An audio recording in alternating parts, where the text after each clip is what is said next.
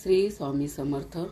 मैत्रिणींनो, आपण जे घर घेतो घरासाठी, घर चांगले दिसावे यासाठी नवनवीन वस्तू आपण घेत असतो, घराला सजवत असतो.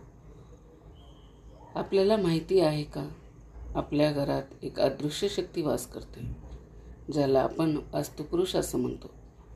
जसा आपल्या शरीराचा आत्मा असतो, तसाच घराचा आत्मा म्हणजेच वास्तुपुरुष.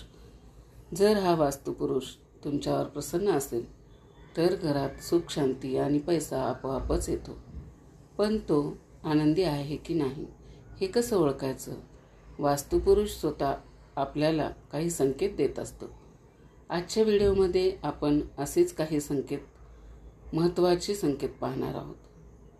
त्यासाठी व्हिडिओ शेवटपर्यंत बघा आणि व्हिडिओ जर आवडला तर व्हिडिओला लाईक करा, शेअर करा आणि चॅनलवरती जर नवीन असाल तर चॅनलला सबस्क्राईब करा. चला तर मग व्हिडिओला सुरुवात करूया.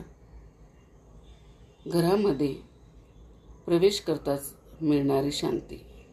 कधीकधी आपण बाहेरून खूप थकलेले, चिडलेले येतो, पण घरात पाऊल ठेवताच जर तुमचं मन एकदम शांत होत असेल, तुमचा ताण हलका होत असेल, तर समजून जा की तुमचा घराचा वास्तुपुरुष खूप आनंदी आहे. ज्या घरात नकारात्मकता असते तिथे घरात पाऊल ठेवताच अस्वस्थ वाटू लागते. हा झाला पहिला नियम. आता दुसरा नियम पाहूया. घरातील झाडे, जुडे यांची वाढ. जर तुमच्या घरातील तुळस असेल किंवा बेलाचं झाड असेल किंवा कोणते अजून काही झाडं असतील, ती जर हिरवेगार असतील, लावलेली फुलं, झाडं हे छान बहरत असतील, तर समजून जा की तुमचा वास्तूत प्राणशक्ती भरपूर आहे. आनंदी वास्तुपुरुष असलेल्या घरात नैसर्गिक ऊर्जा खूप सकारात्मक असते, ज्याचा परिणाम थेट झाडाच्या वाढीवर होत असतो. हा झाला दुसरा नियम. आता तिसरा नियम पाहूया. अडकलेली कामे मार्गी लागणे म्हणजेच प्रगती. जर तुम्ही काही करत असाल, म्हणजे जसं की तुम्ही घर घेत असाल किंवा नोकरीच्या शोधात असाल, तुम्हाला त्या कष्टाचं योग्य फळ तुम्हाला मिळत नसेल, मुलांचा अभ्यास एकाग्रतेने होत असेल आणि घरात पैसा टिकत असेल, तर वास्तुपुरुषाचा आशीर्वाद तुमच्या पाठीशी आहे. ज्या घरात वास्तुदोष असतो तिथे कमावलेला पैसा आजारपण किंवा कोर्ट कचेरीत खर्च होतो आणि तुमची नोकरी, व्यवसाय चांगला चालतो. तुमची लग्नाची कामे असतील, आणखीन काय असेल तर ते योग्यरित्या पार पडतात. हा झाला तिसरा संकेत. आता पाहूया चौथा उपाय. घरातील रंगाची आणि फर्निचरची ठिकाणे. ज्या घरात वास्तुदोष नसतो तिथल्या भिंतीचे रंग वर्षानुवर्षे ताजे वाटतात.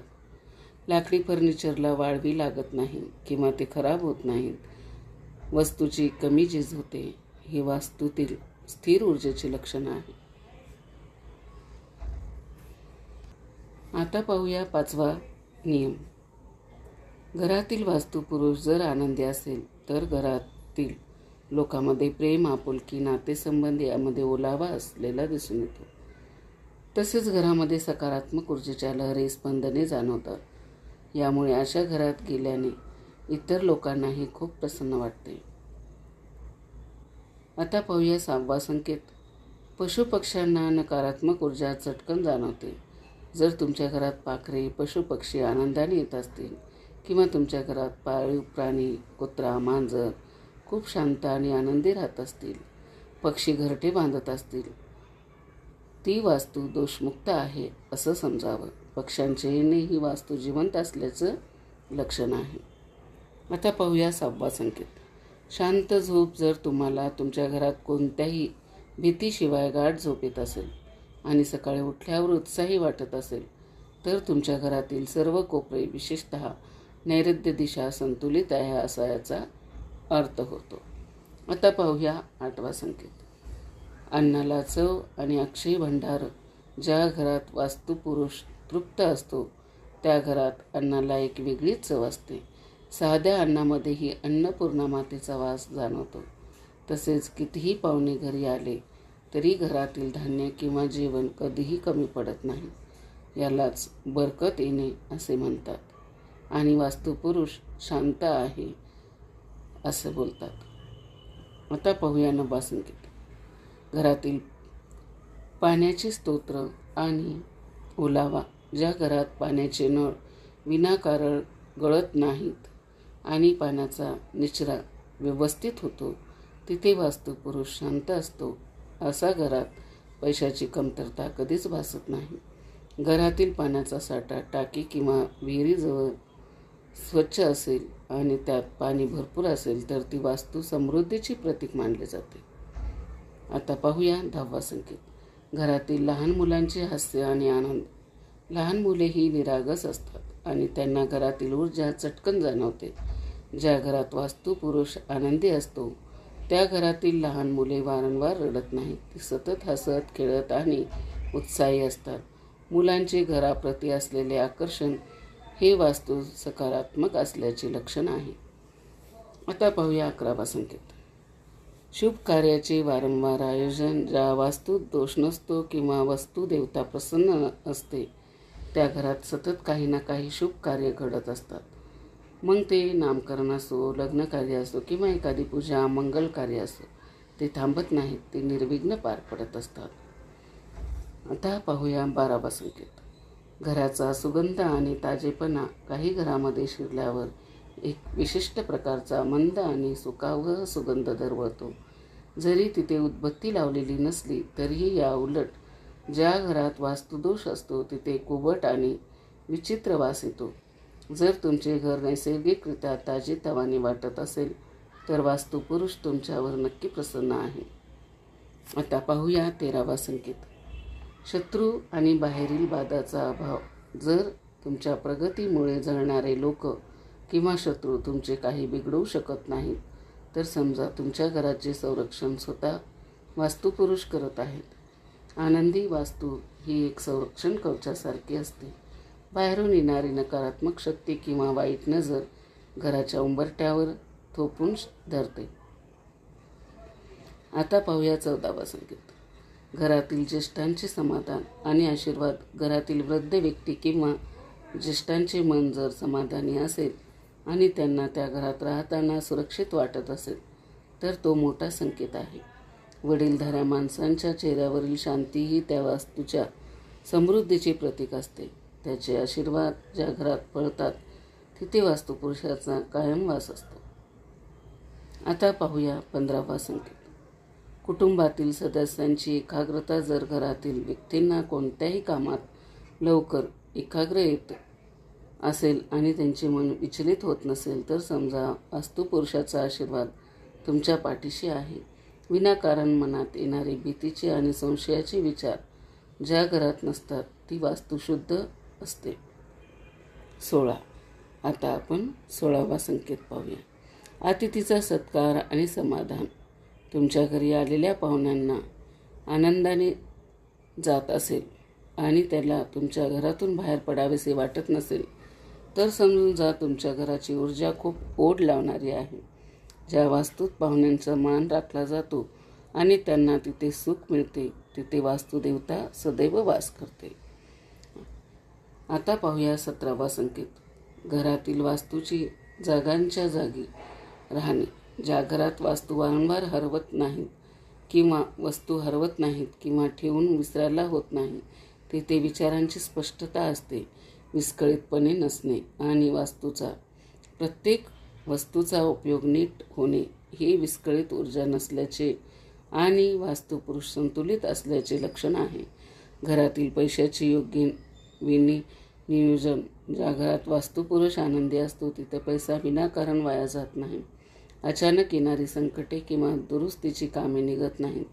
कमावलेला पैसा चांगल्या कामासाठी खर्च होतो, जसे की शिक्षण असो, सण उत्सव असो किंवा गुंतवणुकीसाठी असो किंवा काही खरेदी असो त्यासाठी. आता बघूया 18वा संकेत. घरातील देवघराची स्थिती. जर तुमच्या देवघरातील मूर्ती किंवा फोटो नेहमी तेजस्वी आणि प्रसन्न दिसत असेल तर समजून जा तुमच्या वास्तूची ऊर्जा खूप उच्च आहे. ज्या दररोज मनोभावे पूजा होते आणि देवाचे अस्तित्व जाणवते तिथला वास्तुपुरुष सदैव जागृत आणि तृप्त असतो. 19.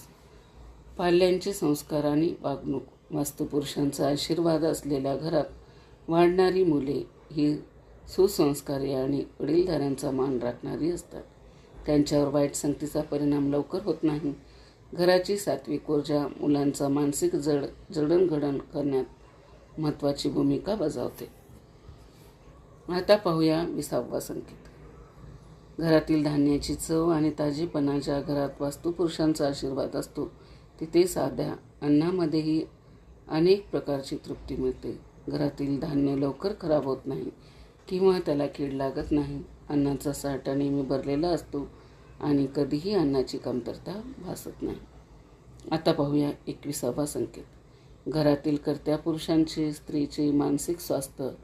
संकटकाळीसुद्धा जर घरातील मुख्य व्यक्ती डगमगून जात नसेल आणि तिला योग्य मार्ग सुचत असेल तर समजून जा की वास्तुपुरुष तिला आतून बळ देतो. वास्तूचे पाठबळ असल्याशिवाय असे धैर्य एकटेवाने कठीण असते. तर मैत्रिणींनो, एकूणच वास्तुपुरुष हा आपल्या घराचा एक अदृश्य पण तेवढाच ताकदवर खांब आहे.